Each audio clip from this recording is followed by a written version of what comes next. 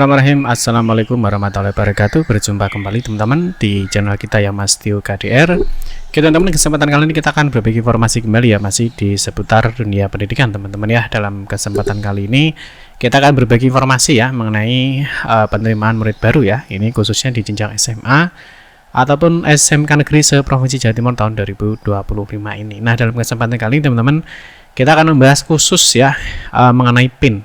Ya, ini mungkin ada adik-adik yang masih bertanya apa sih PIN itu ya. Jadi kalau kita lihat di dalam jadwal pendaftaran teman-teman ya, bahwa di jadwal pendaftaran di sini ada namanya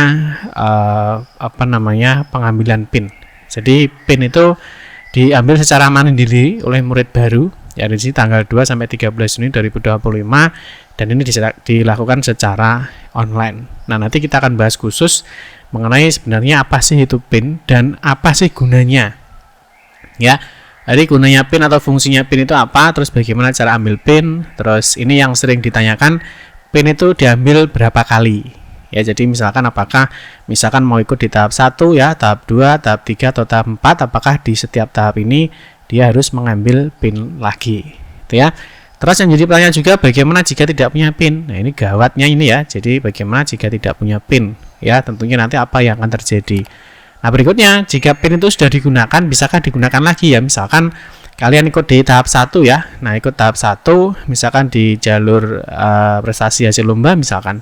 Nah, ini kalau misalkan Pak, saya mau daftar lagi ya, mau ikut di tahap 2 atau tahap 3 ya. Bisa nggak sih PIN-nya itu digunakan lagi? Ya, nanti kita akan bahas di video ini. Nah, tentunya poin penting ya di dalam pendaftaran untuk SBMP Jatim 2025 itu adalah PIN. Ini yang sangat penting. Nah, di sini nanti kita akan membahas di beberapa informasi juga ya yang mungkin belum masuk di thumbnail tadi. Misalkan ini apa PIN, siapa yang harus punya PIN ya. PIN itu diambil berapa kali. Nah, ini kapan ambil PIN. Jadi PIN itu diambil ada batas waktunya. Ya, jadi kalau kelewat ya tentunya tidak masuk di proses pengambilan PIN. Terus cara ambil PIN, terus ini ya. Ini berkas apa saja sih yang dibahas saat verifikasi PIN, karena supaya PIN terbit itu nanti ada dua mekanisme yang harus kalian lakukan, gitu ya. Terus ini PIN ya, tadi sudah kita bahas. Nah, bagaimana jika tidak punya PIN, dan yang terakhir adalah kapan sih PIN itu diterbitkan. Ya, nanti kita akan bahas di beberapa informasi mengenai PIN ya. Tentunya mungkin yang belum paham nanti bisa memahami pentingnya PIN dalam penerimaan murid baru ya di SMA atau SMK Negeri Jawa Timur di tahun 2025 ini. Baik rekan-rekan semua, kita ingatkan kembali ya, bagi kalian yang baru pertama kali ya bergabung di channel ini atau mungkin baru melihat channel ini, jangan lupa ya klik tombol like ya, silahkan klik tombol subscribe dan bunyikan lonceng notifikasinya ya, biar Anda selalu mendapatkan informasi pertama kali dari kami. Bagi kalian yang suka baca berita, silahkan kunjungi saja di laman resmi kita, mastiukdr.com. Di sini kita akan berbagi informasi ya, khususnya di seputar dunia pendidikan. Selamat menikmati informasi dari kami dan semoga informasi ini bermanfaat ya untuk kita semua. Oke, langsung saja teman-teman kita bahas untuk PIN. Jadi kita ingatkan kembali mungkin bagi teman-teman yang belum bergabung ya di grup Telegram ataupun WhatsApp, silahkan scan QR Code yang ada di tampilan layar kaca Bapak Ibu ya. Oke, yang pertama kita bahas dulu untuk apa itu PIN ya. Ini mungkin masih yang awam ya. Mungkin yang kalian sudah mengikuti perkembangan video saya ya di PPDB 2024, 2023, 2022 dan seterusnya, mungkin sudah paham apa itu sebenarnya PIN itu. Jadi PIN itu adalah singkatan dari Personal Identification Number. Ya, jadi PIN itu Personal Identification Number. Ini adalah sebuah kode unik ya, sebuah kode unik yang nantinya aja digunakan untuk melakukan pendaftaran. Ya, sebenarnya tidak hanya pendaftaran teman-teman ya. Jadi ketika verifikasi kesehatan ataupun yang lainnya juga menggunakan PIN. Ya, jadi ada beberapa kegiatan itu yang menggunakan PIN. Tapi titik poinnya ya bahwa untuk PIN itu digunakan untuk pendaftaran. Yes, di sini sudah paham ya. Jadi kalau nggak punya PIN ya nggak bisa ikut daftar. Jadi logikanya seperti itu. Jadi PIN itu bisa diartikan sebagai kuncinya ya, sebagai kunci ya atau akses masuk. Ya, jadi atau akses masuk. Jadi kalau ibaratnya nggak punya PIN, ini nggak punya kunci, jadi dia nggak bisa masuk. Itu logika sederhananya seperti itu. Ya, itu namanya PIN. Terus berikutnya PIN ini terjadi dari 6 digit. Ya, jadi PIN ini nantinya terdiri dari 6 digit. Nah, ini biasanya itu kombinasi antara angka dan huruf. Pak, misalkan saya nanti dapat huruf semua, ya tidak masalah. Pak, saya dapat angka semua, ya tidak apa-apa. Yang penting kalian sudah mendapatkan PIN yang bisa digunakan untuk login, ya, untuk masuk atau untuk mengakses pendaftaran.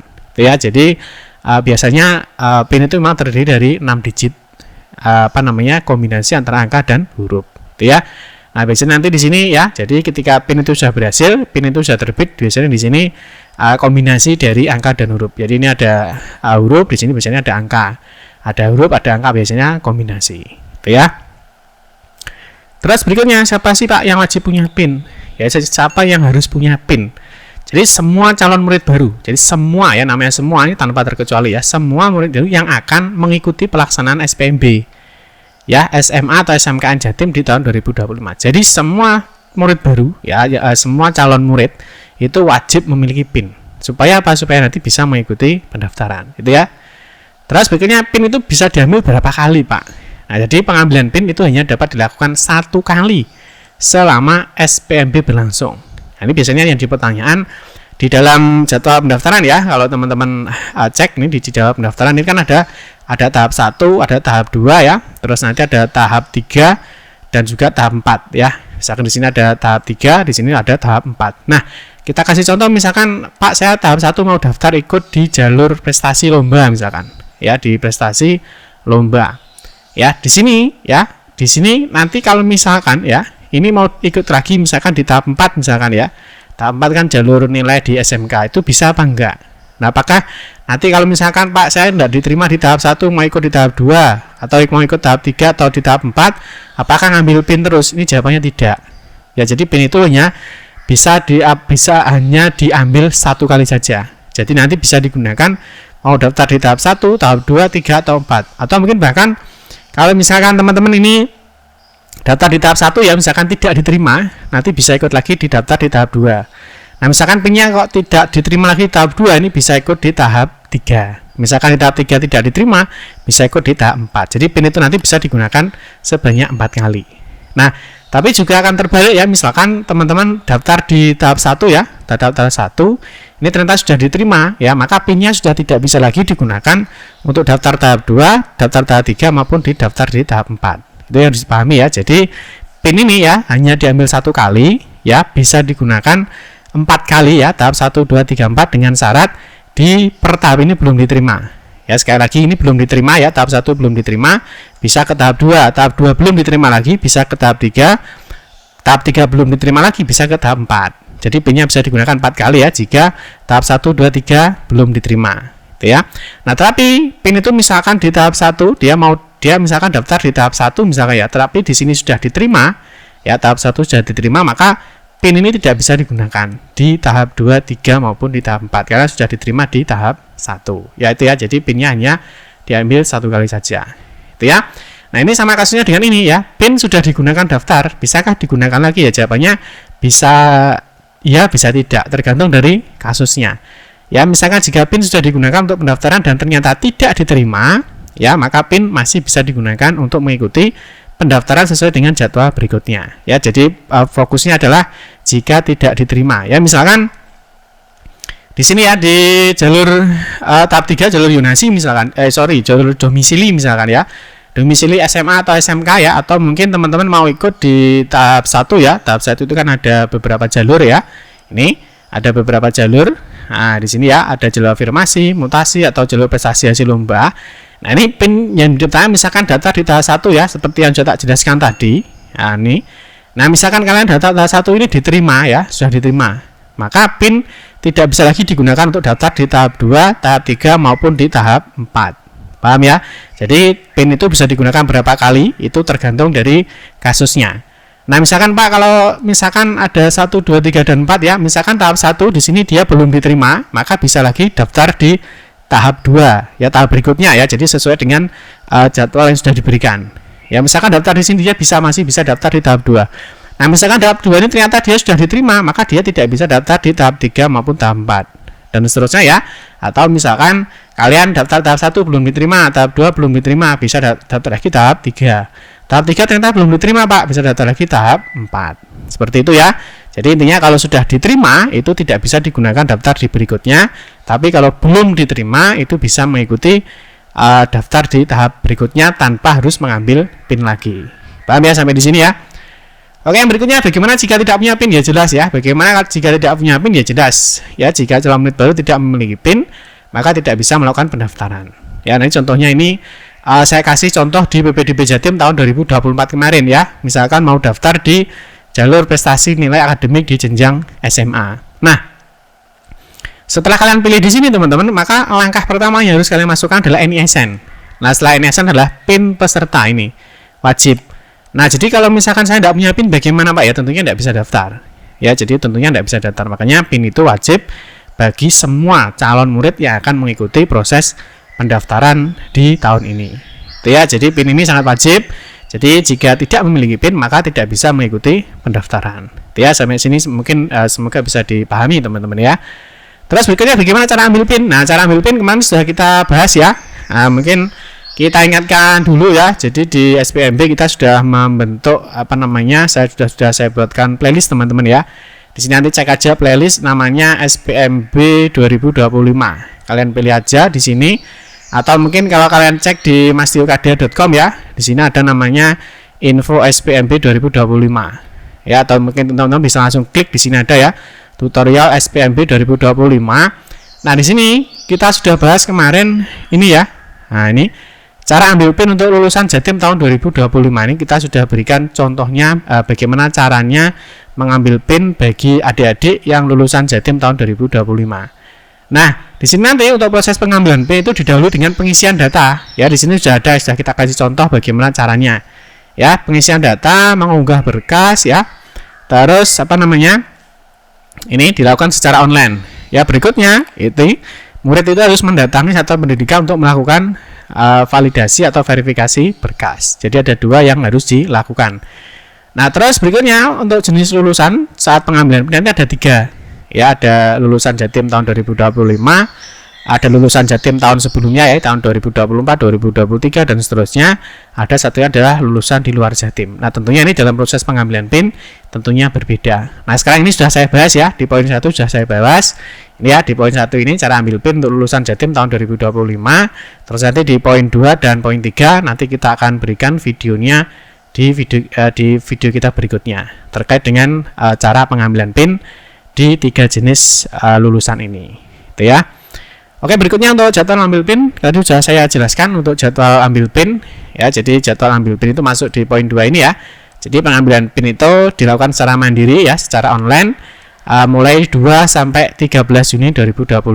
Berikutnya setelah proses dilakukan unggah dokumen dan lain-lain, proses pengajuan PIN online selesai, maka harus datang ke SMA atau SMK untuk melakukan verifikasi dan validasi dokumen dari data-data yang telah diisi atau diunggah saat di ini ya. Nanti tanggal 2 sampai 14. Jadi 2 poin ini wajib kalian lakukan. Jadi pengajuan PIN secara online, berikutnya adalah datang ke SMA atau SMK untuk melakukan verifikasi berkas yang sudah kalian unggah atau kalian isi dalam proses pengajuan PIN online tadi. Ya, paham ya teman-teman ya?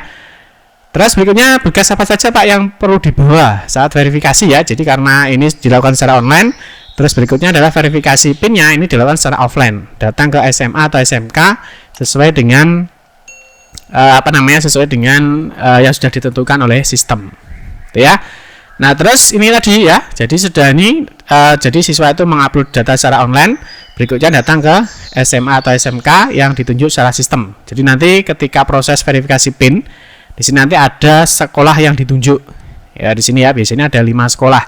Jadi kalian bisa datang ke salah satu sekolah yang ada di sistem untuk melakukan verifikasi PIN. Ini juga kalian misalkan Pak saya tidak datang di salah satu sekolah ini, nggak bisa jawabannya ya, dari jawabannya nggak bisa. Harus datang di salah satu sekolah yang sudah ditunjuk oleh sistem untuk melakukan verifikasi PIN. Terus berkas apa saja Pak yang perlu dibawa? Nah, ini tergantung dari jenisnya ya. Yang pertama ini wajib ya.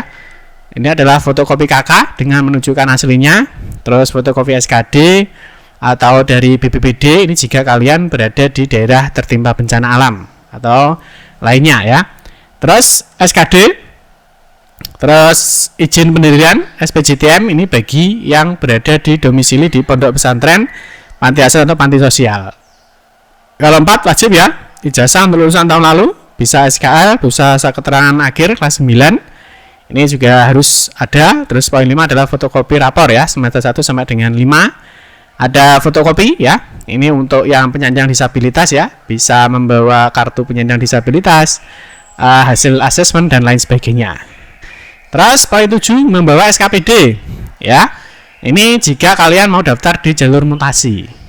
Terus di poin 8 membawa surat penugasan. Ini jika kalian mau daftar di jalur mutasi anak guru atau tenaga kependidikan. Di poin 9 fotokopi menunjukkan hasilnya untuk yang mau daftar di SMK ya. Jadi hasil tes kesehatan nanti jika mau daftar di SMK dengan konsentrasi keahlian tertentu. Ini tentunya disesuaikan dengan kondisi kalian ya, apakah kalian masuk di poin ini apa tidak. Kalau tidak ya tidak perlu membawa. Terus surat pernyataan dari calon murid baru ini bagi yang lulusan sebelum tahun 2025. Jadi lulusan sebelumnya. Yang terakhir surat pernyataan dari orang tua atau wali. Ini nanti bisa di-download di sistem. Biasanya semua sudah ada di 2 poin ini sudah ada. Jadi untuk berkas apa yang dibawa saat verifikasi PIN tentunya disesuaikan dengan kondisi kalian sendiri.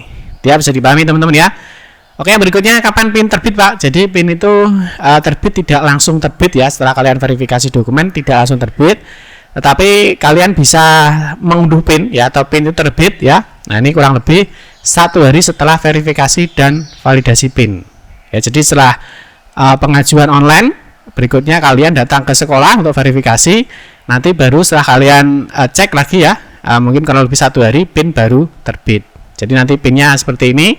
Pengajuan PIN selesai ya, nanti baru PIN-nya di sini terbit kurang lebih 1 hari untuk proses penerbitan PIN setelah kalian melakukan verifikasi data ke SMA atau SMK. Oke teman-teman ya, mungkin itu saja informasi yang dapat kami sampaikan ya mengenai PIN ya, semoga bisa dipahami. Mungkin bagi adik-adik nanti yang kurang paham ya, silahkan bergabung di grup ya, bisa di WhatsApp atau di Telegram, atau mungkin teman-teman bisa tuliskan di kolom komentar, nanti kita akan bantu untuk memberikan informasi terbarunya. Oke teman-teman, mungkin itu saja yang dapat saya sampaikan. Mohon maaf jika ada salah kata dalam memberikan informasi dan penjelasan. Kita berjumpa kembali di video-video berikutnya. Saya akhiri, wassalamualaikum warahmatullahi wabarakatuh.